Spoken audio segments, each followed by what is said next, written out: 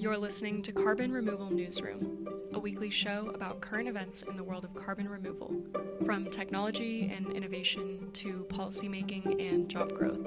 Brought to you by Nori, the carbon removal marketplace.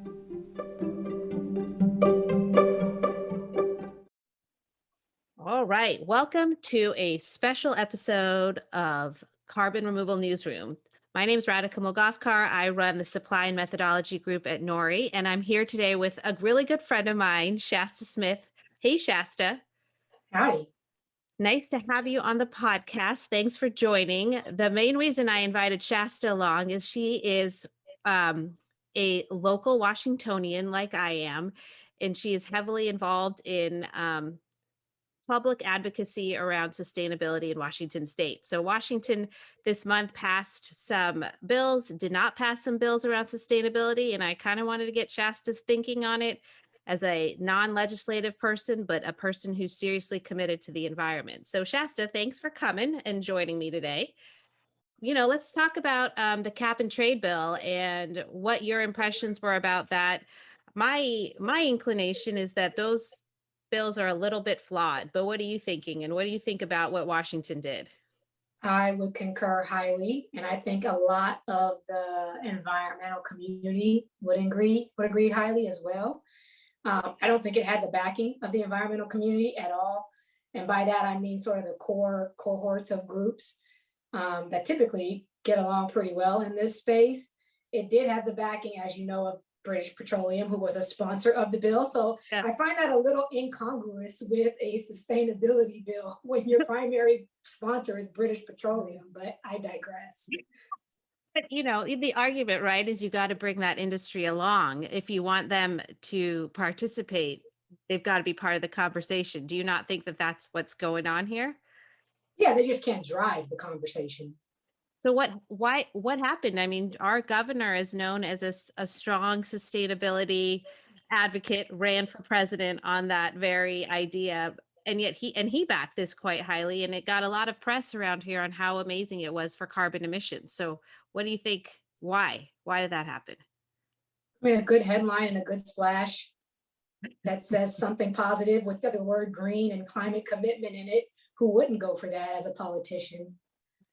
So I think, and you can correct me if you disagree, which I know you will do. I appreciate that about you, is I think, right, this is going to end up much like California, where you have a bunch of credits that aren't really worth anything. I don't know if you've been following recently what's been happening in the ag or the forestry space in California, but essentially they're, getting panned by ProPublica for creating emission reductions that are false.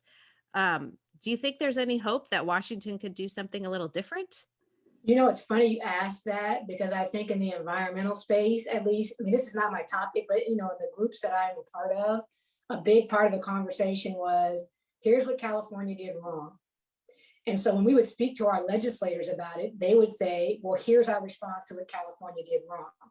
And so I think in our legislators' minds, they've written enough into the bill to make them feel like they've, I guess, at least answered some of the pitfalls of California. For example, I mean, there was a study at some point that I saw where they determined that the California cap and trade policy actually led to more pollution in communities of color. Yep, that's what I want to talk about. So I don't think that study was conclusive in terms of a direct causal link. So I'm not sure if the bill caused it, cap and trade caused it, or if it just occurred, because it just occurs naturally, as you know, regardless of cap and trade. Yeah. So I think that was the primary reason why a lot of the environmental community was against cap and trade. Not only that, but just the message, right? Cap and trade by definition is allowing pollution to continue at a price. I mean, regardless of whether it works or not, it's a messaging where we're saying, we're going to give you certain allowances. You can pollute certain amount.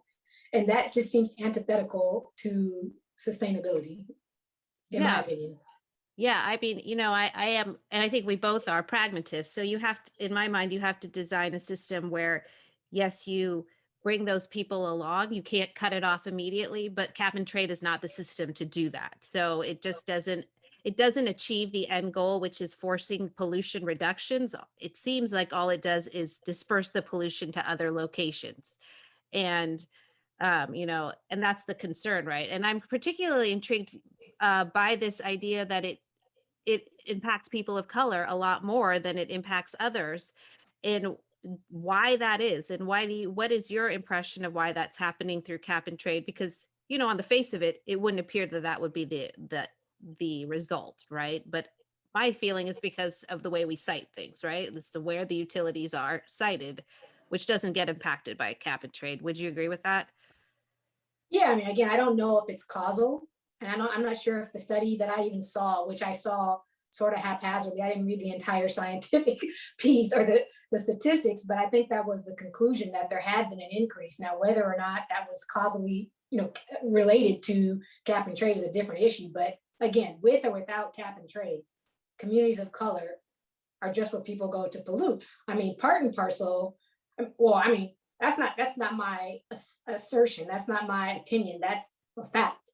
I mean, you look at the map that the Department of Health in Washington passed, right? And when I see this map, it tears me apart, because the reddest areas are the brownest areas of our state, right? That's not accidental, right? Nope. Not Right. one iota. It tracks I-5 all the way down. It tracks the Duwamish, all the pollution in that area. It gets redder and redder the more in the South Sound that you traverse south, and then you go over to the areas where you have traditional farm workers and what have you, more brown people. And it's not accidental that the map lines up with where traditionally BIPOC communities have been located. Now, that's for a variety of reasons. I mean, you have historic redlining, where the best parts of the city were totally Black and brown people were just excluded, and a lot of Asian people too were excluded. I've seen deeds. I mean, I work in real estate. My own house has a racial covenant against it, which I've seen personally. Whoa, So, I did not know that, Shasta. That's insane. yes, it actually did. And Seattle has a history of racial exclusion covenants. So if you force people into areas that are more run down than others traditionally, because your main populations want the nice areas, right? They don't want to be located next to the Boeing plant in the Duwamish. They don't want to be located next to, the historic people who were there in that area. So then you get kind of stuck and trapped in these areas, not because people are racist. I don't think people are, right? People want to live in nice neighborhoods. Other people get stuck in areas they can afford, and those neighborhoods are traditionally along the I-5 corridor, where you have more pollution. They're in the SeaTac runways, landing zone, where there's more pollution. They're closer to typical industrial areas where there's more pollution. And so then by default, you have this correlation because of historic American practices, which Seattle is not immune from. No matter how far left we think we are, it lines up here well. Just take the DOH map and put it on top of traditional redlining map, and it lines up 1 to 1. I know. And everybody knows these are not just maps, right? Like, if you look at the DOH website, because I've been on the website. DOH is, for those who don't know, the Department of Health website, and the environmental disparities map that they produced, which came out, I think, 2 or 3 years ago. It's an interactive map. You can move the state around and zoom in and see. And it doesn't take a rocket scientist. Blue is good, red is bad. And there's a continuum of blues to pinks to reds to dark reds. Yeah. And there's no, it's not a coincidence that continuum, it gets greater and greater the more and more diverse a community gets. But that has direct impacts, right? Like the average lifespan from the worst to the best is 6 years, the loss of life. That's not a map. That's a life. That's life. And that's what I think bothers me about the cap and trade, that system. Like, I don't actually know whether fundamentally it's a flawed system. I feel like the way it's implemented is highly flawed, and nobody is being creative enough to implement it in a better way, which might be cutting off, not like reducing emissions, but reducing the source of the emission, like the carbon you bring in. I don't know. Something like that might make more sense. But what I really find disappointing is that in a state that's so, purports to be looking out for BIPOC people, they passed legislation that the environmental community, the equity and social justice community, the whole, all agree is not good for correct Black and brown people. I just don't understand it. And then you have some anecdotal evidence out of California. Again, I don't know if it's linked, it's not the cause or not, but you have anecdotal evidence that the cap and trade in California led to an increase. Whether that was for 5 different reasons or just cap and trade, or cap and trade had nothing to do with it. The point is there's some kind of increase.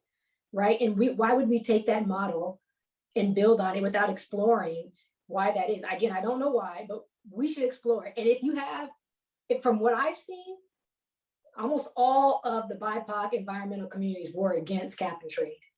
Yeah. That's a sign.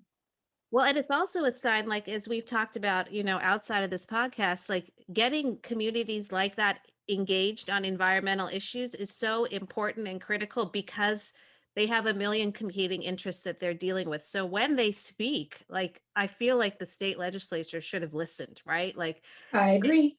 I mean, I know I'm just speaking to the choir here, but I can't stress more to anyone who listens to this, how disappointing it is to hear that the state legislature, in the name of sustainability, actually did something that probably doesn't meet the sustainability goals they've set out and hurts communities who have been historically hurt by government initiatives. It just seems like such a backwards look at things. Well, I think it was an opportune time, right? You have the three branches of government, all controlled by the Dems. So if we don't pass it now, and they've been trying for some version of cap and trade for 10, 12 years or more, right? Yeah. And so I feel like you kind of make this compromise with your values.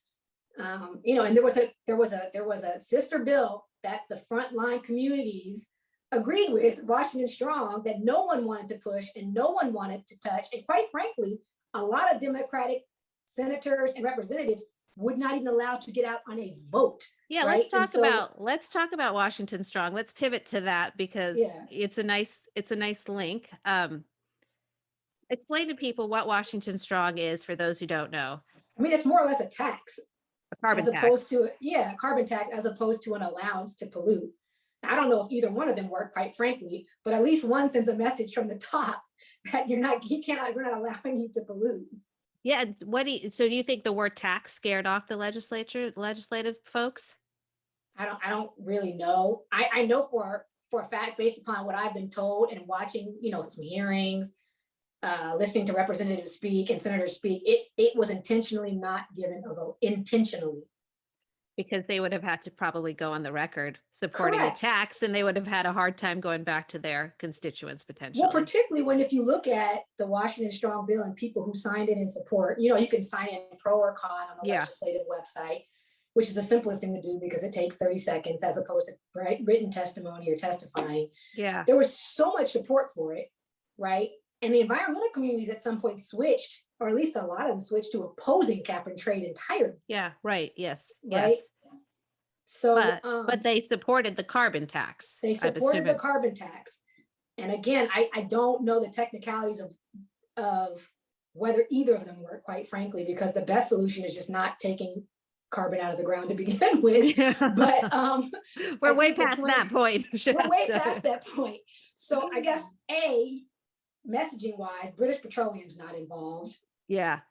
B, you have all your, I call them frontline communities, or your environmental justice communities and BIPOC community groups that were supporting Washington Strong. And it just seemed more equitable from the way it was drafted. I mean, you have money coming in up front, and not this cap and trade system on the back end. I think there was some hesitancy, at least from what I heard, that some representatives didn't like it was very nebulous as to how the funds would be spent. Yeah, I had that concern. I read that bill, and you and I actually talked about it. And my fundamentally, I was worried that it could end up being much worse for certain communities because there was so little detail in the bill about, and so much was going to fall on the regulation, on the administrative state to write the right types of rules to that bill. And my worry was that you would create something unintentionally or intentionally that actually hurt the poorest people. Like, at a high level, I don't have an issue with a carbon tax.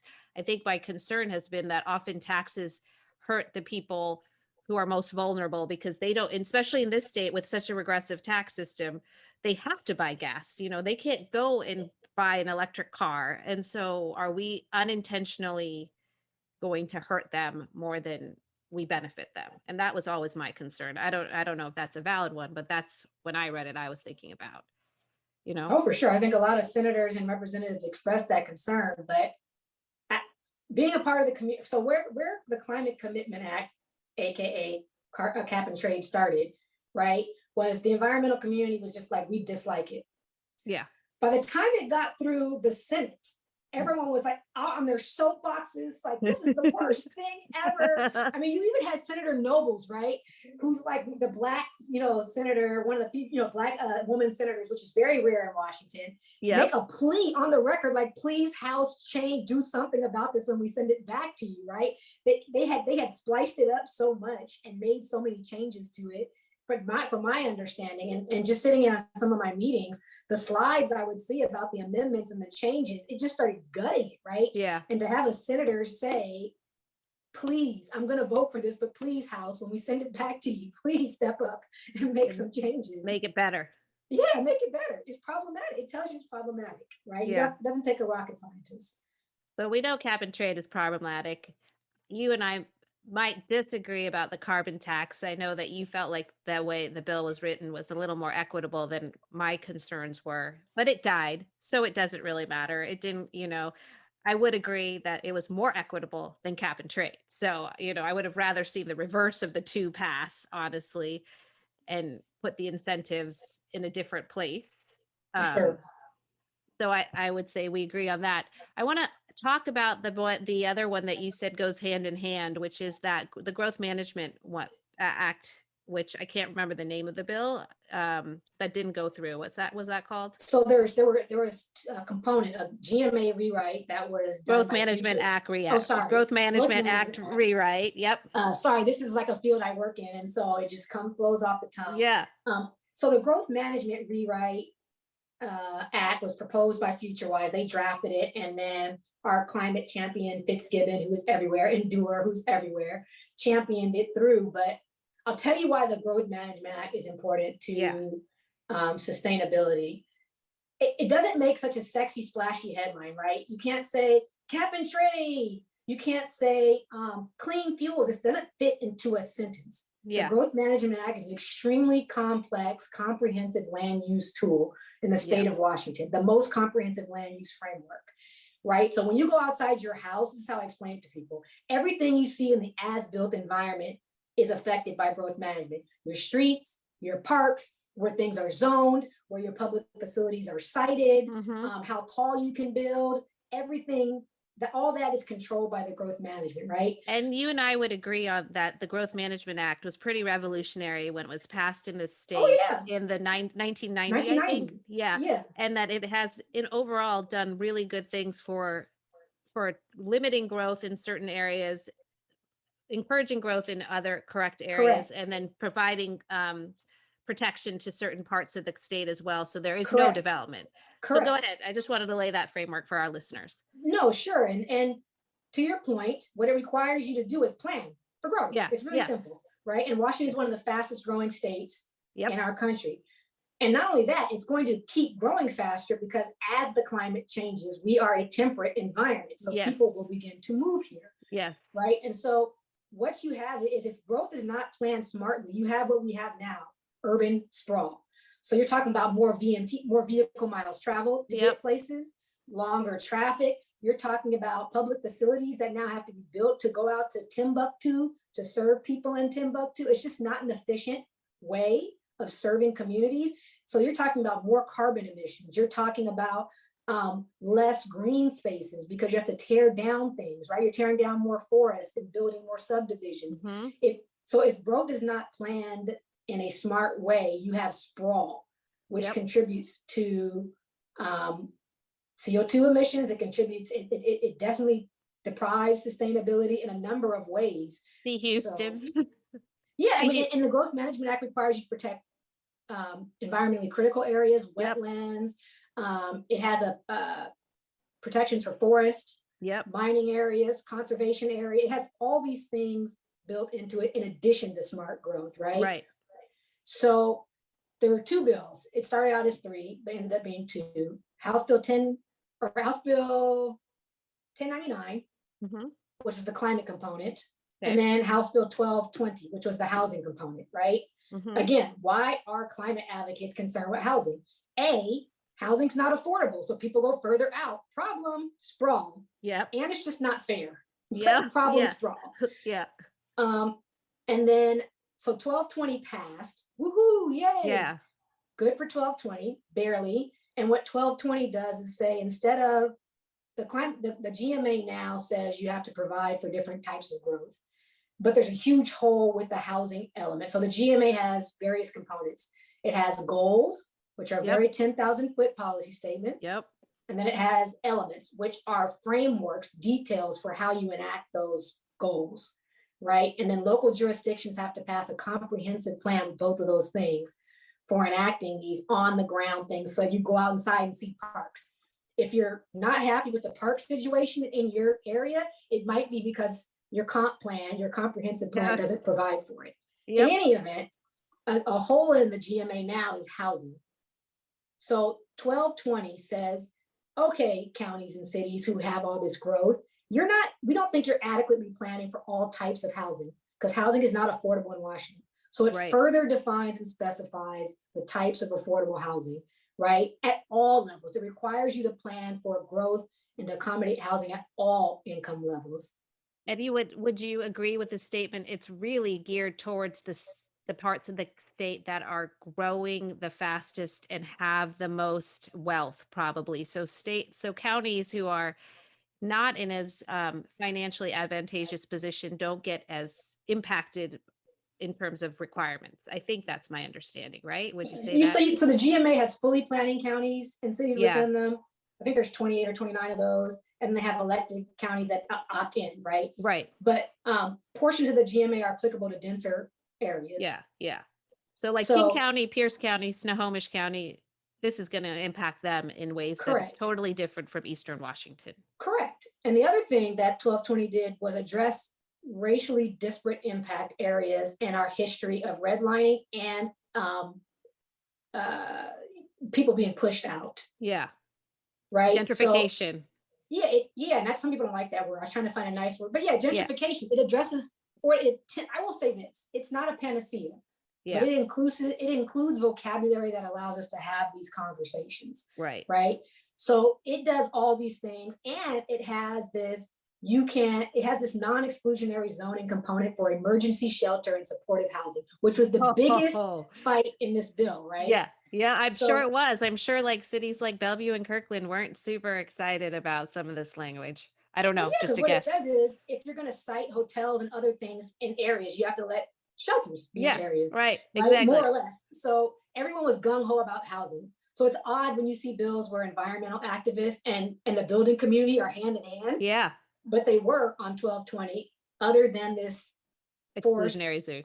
Yeah, I call it non-exclusionary zone. That's what it is. You can call it what you want, but it's important, right? If people can't live where the services are best provided, and if people can't afford housing, you will produce urban sprawl. We have produced urban sprawl. And what's worse is the most impacted communities live further and further out. Oh, wow. Right. So all these policies we're talking about now, cap and trade, clean fuels, then it hits their bottom line because they're driving further and further, impacting their lives more and more, right? And now we have to provide services in this completely wasteful way entirely, right? But if we plan communities smartly and people can live in them, we have better sustained communities, right? So that's how House Bill 1220. Yep. So we like that. We're happy that passed. We're happy about that. But the second bill, is the other one that kind of tanked in spectacular fashion thanks to Senator Hobbs, our arch nemesis in the Senate Transportation Committee. I'm just going to put that name on blast because that's where good climate bill goes to die.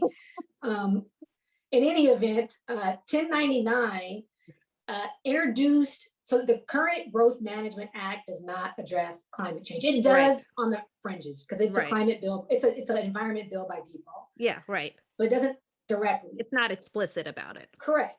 So 1099 would have introduced a goal. So the Growth Management Act now has 14 goals. It would have been another goal to address climate change, and it would have implemented an element. So the actual implementation tool or framework in comprehensive plans for a climate and resiliency component, right? And in all this, it also included a definition of environmental justice. Oh, interesting. Right? And it required you to consider environmental justice in how you land use plan. And so that kind of ties in with the HEAL Act, which also passed. Yay for the HEAL Act, which also includes a definition of environmental justice for a bunch of state agencies. But it sailed through the House. I watched every single committee hearing on this bill. We thought it'd have more friction in the Senate. It got through local government with almost no friction. Local government is a Senate committee. Oh, sorry, in the Senate. And then it went to Ways and Means in the Senate and it passed, woohoo, where everybody's, and then all of a sudden. Momentum's building. All of a sudden, right, and in this whole process, you had all these different factions that were opposed to it, right? Right. The Washington cities and counties were opposed to it, the associations. Interesting. But not for bad reasons, right? Yeah. For good reasons. Okay. Funding, risks of lawsuits, et cetera, because the more regulations you have, the more people sue. Right. In any event, along the way, FutureWise drafts all these amendments to bring them into the fold. So now they're on board. So you have more support by the time it reaches the Senate than you did in the House. So it gets through Ways and Means, which everyone thinks is the last stop for this bill before it goes to the floor. And then it gets recommended to transportation and everybody halts their horses because everyone knows this is a problem. Yeah. And it was because 1099 also has a component in the climate element that requires the 10 most populous counties to reduce their GHGs and their VMTs to state goals, right?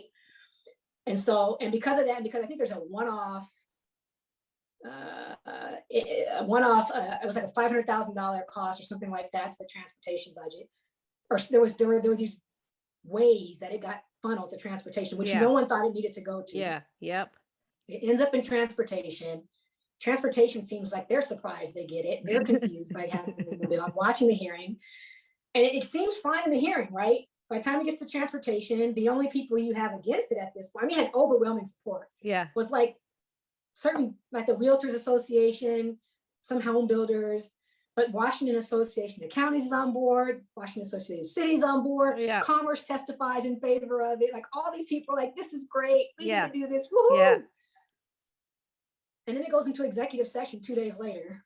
In the Transportation Committee. In the Transportation Committee. And I'm watching every bill get talked about. They pass over it. They don't mention it. Then they go into caucus, which means they're breaking to talk about some things on the side. Yeah.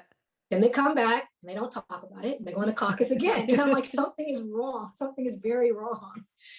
And then they come back and Senator Hobbs says, well, we're going to conclude the session of the exec. I'm like, wait, what? And so I'm working at the same time, right? Yeah. So I think maybe I just missed it. Yeah. And so I watched the speeches wrapping up the executive session, and my Senator Saldana in the 37th, is visibly vexed. Something happened in caucus. She's visibly vexed about it. And they can't say what, but everyone's talking around what happened in caucus. Yeah. But essentially they let it die. Hobbs lets it die by just not bringing it up for a vote, right? Not overwhelming support is what I'm saying based upon the record of who signed in support. Right. The vote would have been tight in the Senate either way, I'm sure. But from what I learned afterwards, the environmental community thinks it actually had the votes to pass as well, but Hobbs just didn't want to let it get a vote out of the committee. It's so weird. So, and you need to let the listeners know why this is so important, because the Growth Management Act isn't something you can change on a regular basis, right? No. Like, so what, explain the whole thing about how this is impact on the counties, certain counties. So the four most populous counties, let me back up.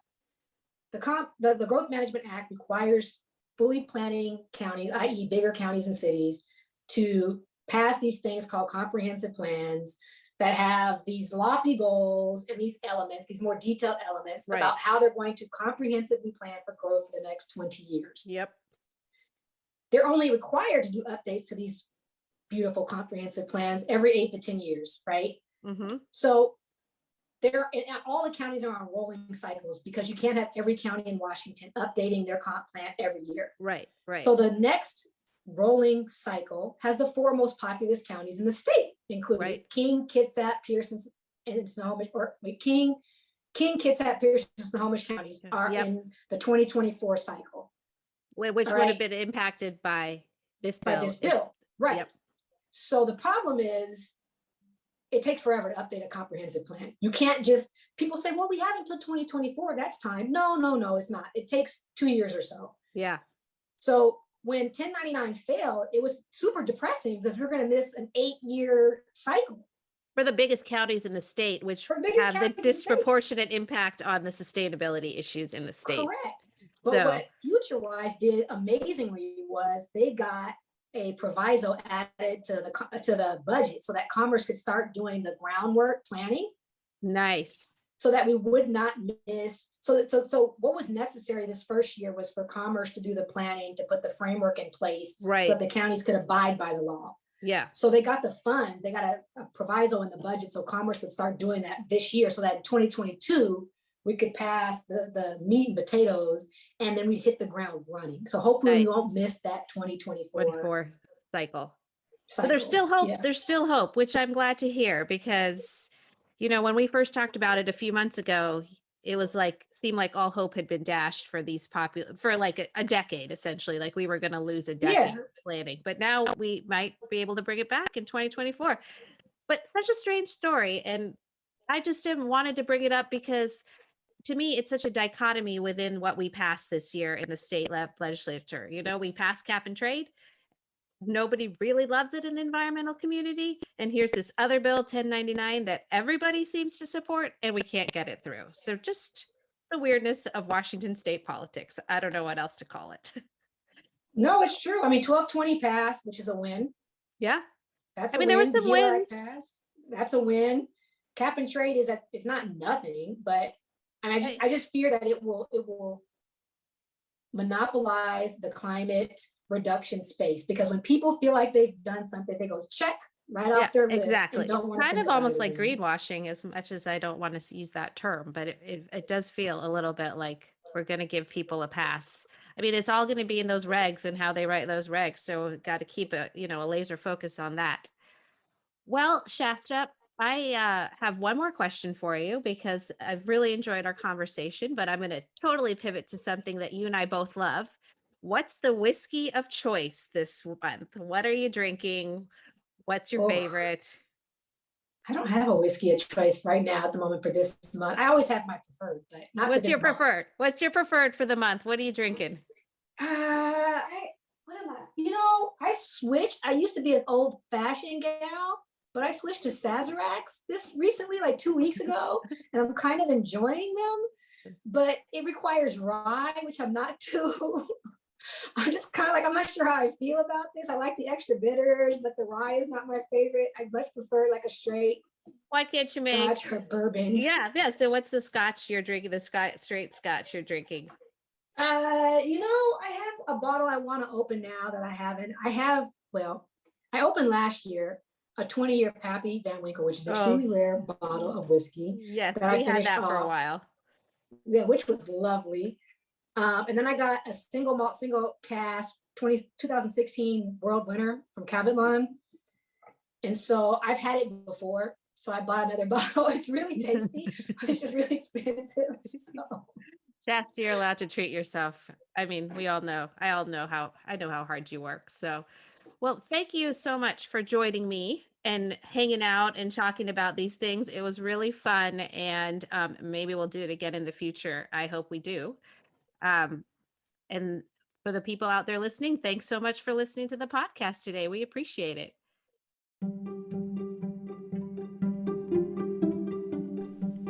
Thanks so much for listening to Carbon Removal Newsroom. If you like the show, the best way you can help us is by giving us a great rating and review in Apple Podcasts, following the show on Spotify, and by sharing the show on social media. Tell your friends and help us spread the word about what's happening in the world of carbon removal.